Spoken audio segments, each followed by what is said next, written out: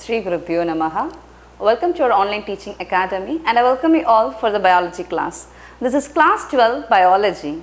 In last class we saw about the transcription, how the message copied from the DNA to the mRNA. Now next we are going to the next step, translation. Before going to the translation, I told you that we are going to play with codes. So what are those codes? Like A, T, C, G, you can see the various types of codes here.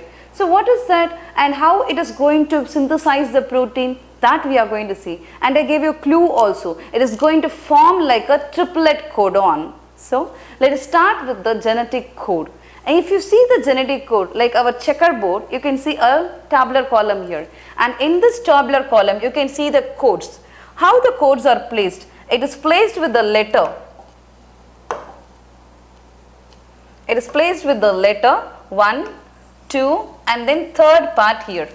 Okay, you can see 3. This U along with this U and along with this U, it forms triple U and it will code for PHE, phenylalanine. Okay, like this you can see 20 essential amino acid, how it has been formed. And then if you see, there is a thing called stop. So what is stop? That is stop codon, otherwise called as nonsense codon. It will not code for any protein. So that is why it is called as stop codon. We have a 1-mark question. Name the stop codon. Why it is called so? How many stop codons are there? What is the function of stop codon? So we will see that there are 1, 2 and then 3. UAA, UAG and then UGA. These 3 are stop codons. Okay, otherwise called as nonsense codons.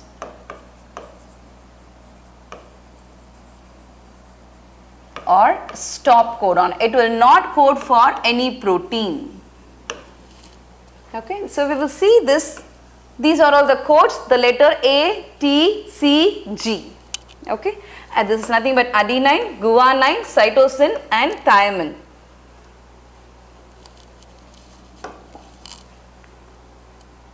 So discovery of genetic code, this is very important, this discovery. 1-mark based questions are seen from this. Marshall Nienberg and Heinrich Matthey, they discovered the codes and they gave that as a codon in 1961. Then came Mr. Gamow. The code should constitute a combination of bases. Simply we cannot say code. The code should have a combination. So what combination it is? It is a combination of like triplet codon. I told you UAG. Okay, it will not code for anything like that. AUG. It will code for methionine like that. He gave the base pairs with the code. Okay. Then Hargobind Khorana is synthesizing RNA molecules. He gave a combination of the bases. Another important thing, a enzyme. Severo-Ochoa enzyme. It is a polynucleotide enzyme helped in polymerizing mRNA or RNA. Simply we can say RNA. These are all important 1-mark questions. The discoveries along with that, what was their contribution. Okay. We will move to the next one. The salient features. This is another important 3-mark based question. So make a note. Yes. The codes are in triplet. We call it as triplet codon. So triplet, how many codes are there totally? Totally 64 codes are there. In 64 codes, 3 codes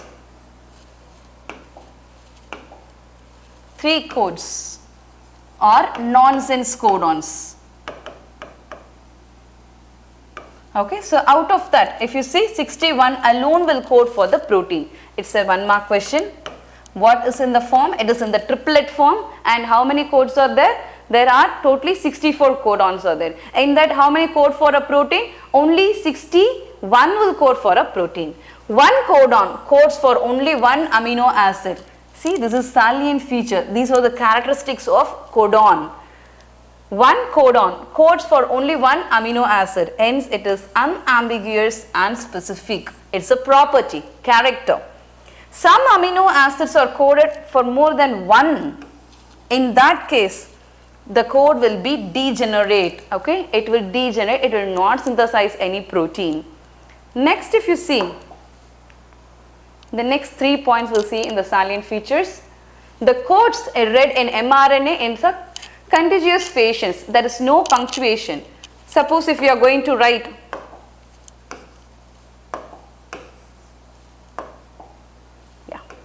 if you are going to write AUG, okay, you cannot keep a punctuation mark. It should be in a continuous form like AUG. This is wrong. The code is nearly universal. If suppose we are saying one codon, it is going to code for methionine, the same, it is universal for everything. And AUG has dual function. This is another important thing, make a note. AUG has dual function. A very important thing, it produced methionine. Simply we will write MET. Okay, and it also acts as an initiator. This is the first one. Okay, first activated amino acid, and that is going to be captured by the tRNA, and further amino acid will come and fix it. After they form as a polynucleotide chain, they form into a protein. Okay. So we have discussed about the codes, and the codes all together in a tabulation form, and you can see the amino acids, the 20 amino acids here, and then how the codes are placed and what are the amino acids they synthesized. We'll move to the next one. So next we are going to see translation. Already we completed transcription, and before this translation I gave you the code, along with that what type of protein it's going to synthesize. In this translation something going to play a major role. Can you guess what it is? It is the tRNA. This tRNA going to copy, okay, and they give an anticode. Based on that they are going to make an amino acid. This role is very, very important, tRNA. So first we'll see about the tRNA. Since it is a major role, we'll see the picture. If you see the picture of tRNA, it is a clover leaf shaped structure, and you can see the edges 1, 2, 3, 4, totally 4 edges will be there, okay, and there is one variable arm also. Let us discuss about this. So this tRNA, again it has a prime end, a 3' end and 5' end, and this is amino acid attachment site, or otherwise called as amino acid acceptor site, okay, and then 2 other loops, D loop and T loop, D size C also we can say. Okay. Another one, anticodon loop. These 2 loops are very important in translation. This plays a major role in translation. This anticodon arm, it will have 3 things. This will copy the code from the mRNA, and based upon that it will attach the amino acid. The amino acid attachment site, simply it will not attach the amino acid. The amino acid should be activated. After the activation of the amino acid only, it can come and attach to the tRNA. It cannot simply attach. That you need to keep in mind. Activation of amino acid is very important. Later that activated amino acid will come and attach with the tRNA. Okay, so 2 sites very important. One is what? Amino acid acceptor. Another one is what? Anticodon arm. Okay. Now we'll step into the translation, the steps. Translation we are going to see stepwise how it is going to translate the message. So before that I'll show you the picture. What happened? This processed mRNA, you can see there the processed mRNA coming out from the nucleus, and where it is reaching? What is outside the nucleus?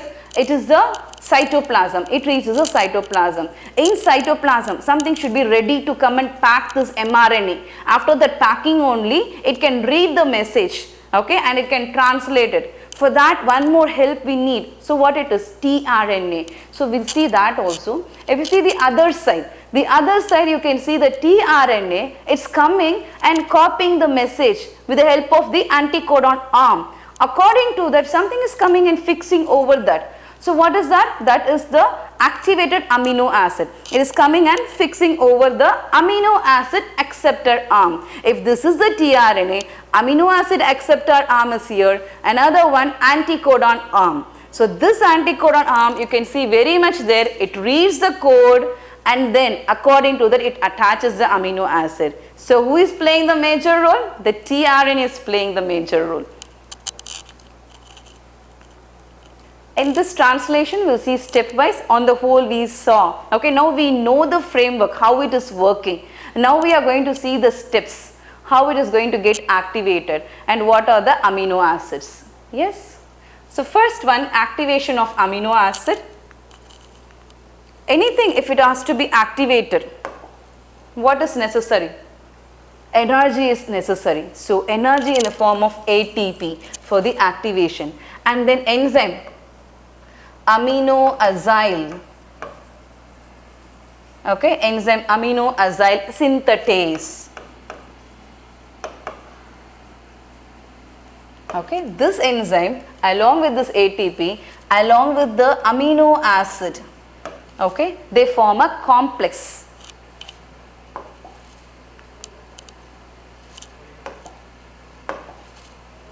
You can see here amino acid with ATP and then E enzyme. What enzyme it is?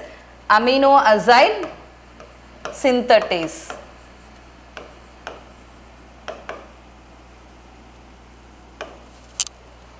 And now this one will be activated as amino acyl activated enzyme. Okay, it will be amino acyl activated substance. So how it will be? It will be in the form of AA bond AMP bond E. It will be in this form. So this is the activated amino acid. So it is having a amino acid with what is AMP? ATP is adenosine triphosphate. AMP adenosine monophosphate along with the enzyme. Now this is activated. This enzyme activates the amino acid and you call that amino acid as activated amino acid. And what happened to this triphosphate? This tri converted into monophosphate, right? What happened to that 2-phosphate? This 2-phosphate will come out as an inorganic phosphate, PIPI like this. And now this is activated. So after this activation, what is the next thing, next step? This is the first step, activation of amino acid. Second step, attachment.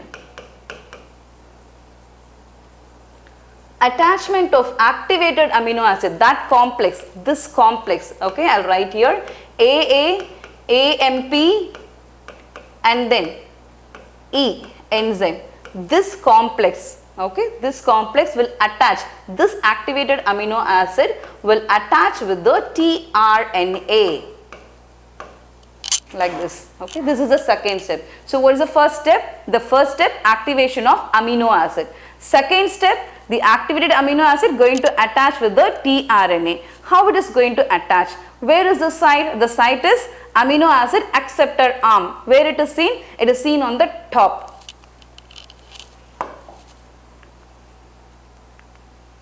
You can see here the figure.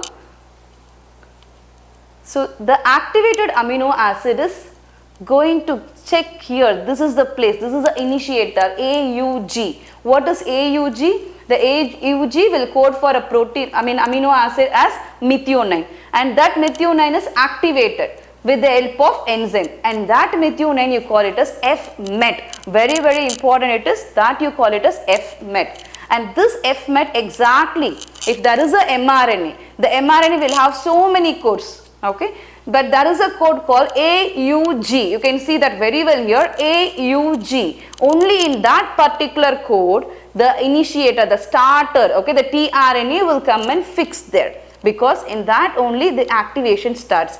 The anticodon will translate the message for the production of methionine, and this F-met will attach over the amino acid acceptor arm. Everything is very well seen here. And what are those two guys doing there? You can see a bigger molecule and a smaller molecule. We are not familiar with that, right? We are familiar with mRNA, and then tRNA we know. Just now we saw the structure. Who are those two guys? They are the ribosomal subunit. We would have read in cell lesson, fundamental unit of life. Two ribosomal unit. One you can see the smaller ribosomal unit. Another one it is coming and attaching. That is larger subunit. Actually these subunits will be apart. Okay, when this mRNA, processed mRNA enters the cytoplasm, it will come and fix. Who will come and fix? The two subunits. smaller subunit and larger subunits. They both will come and fix, okay, and then the reading will take place. Elongation process takes place until and unless they be seen with the stop codon, okay. So these two subunits, the larger subunits I am going to discuss in detail. Let us move to the next one. Protein synthesis. This is the final step. In this final step, we have some simple steps, subtopics. So first, in protein synthesis, assembly of ribosomal subunit, first step, then attachment of mRNA. Okay. So where it is happening, it is going to be seen here in cytoplasm. So in the cytoplasm, if this is the cell and here is the nucleus, from the nuclear pore the mRNA comes out. So mRNA will be here, okay, ribosomes will also be there, as well as tRNA will also be there. Like this, everything will be segregated, everything should come and attach, should come and form, they have to be channelized now. That only we are going to see stepwise. Assembly of ribosomal subunit. So this ribosomal subunit, one larger subunit, another one smaller subunit, okay, and this mRNA will be there in the middle. And in this, okay, there are different pathways. If this is the larger subunits, E, P, A, okay, these are the three site, we call it as EPA site. In this EPA site only the tRNA is going to move, okay, and the movement, if you see, the movement will be in a different way. First let us see the site and then we will talk about the movement, how whether this ribosome going to move or the mRNA going to move while processing, okay. This E is called as exit site, and P, peptide bond. Here peptide bond formation takes place.